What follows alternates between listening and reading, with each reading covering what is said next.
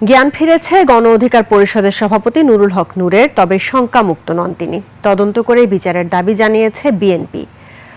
আর গণ অধিকার পরিষদের সাধারণ সম্পাদক রাশেদ খান চেয়েছেন স্বরাষ্ট্র উপদেষ্টার পদত্যাগ।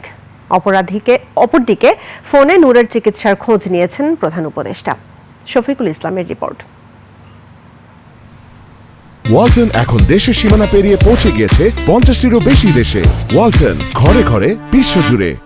আহত গণ অধিকার পরিষদের সভাপতি নুরুল হক নূর চিকিৎসাধীন অবস্থায় আছেন ঢাকা মেডিকেলে। ফোনে তার খোঁজ খবর নেন প্রধান উপদেষ্টা, দিয়েছেন বিচারের আশ্বাস। নূরকে দেখতে সকাল থেকেই হাসপাতাল প্রাঙ্গণে জড়ো হন দলটির নেতাকর্মীরা। একে একে আসেন বিভিন্ন রাজনৈতিক দলের নেতাকর্মীরাও। নূরের শারীরিক খোঁজ খবর নিয়ে বিএনপির স্থায়ী কমিটির সদস্য আব্দুল মঈন খান বলেন, স্বৈরাচার পতনের আন্দোলনের অন্যতম ভূমিকা রাখা ডাকসুর সাবেক ভিপি নুরুল হক নূরের উপর নির্মম এই হামলা দেশের মানুষ মেনে নেবে না। নূরের উপরে যে ঘটনা হয়েছে, যে অত্যাচার হয়েছে, যে জুলুম হয়েছে, সেটার জন্য এদেশে আর কোনোদিন পুনরাবৃত্তি না ঘটে। কেন এই হামলা? সরকারের কাছে তার ব্যাখ্যা চেয়েছে গণসংহতি আন্দোলন।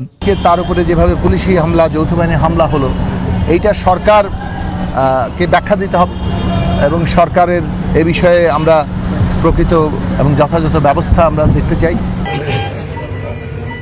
এদিকে গণ অধিকার পরিষদের সাধারণ সম্পাদক স্বরাষ্ট্র উপদেষ্টার পদত্যাগ দাবি করে নূরকে উন্নত চিকিৎসায় বিদেশে পাঠানোর দাবি জানান। স্বরাষ্ট্র উপদেষ্টার পদত্যাগ দাবি করছি। যদি ন্যূনতম লজ্জা থাকে, আপনি আজকে জনগণের কাছে ক্ষমা চেয়ে পদত্যাগ করবেন। গণ অধিকারের উচ্চতর পরিষদের এই সদস্য জানান, জ্ঞান ফিরলেও শঙ্কামুক্ত নন নুরুল হক নূর।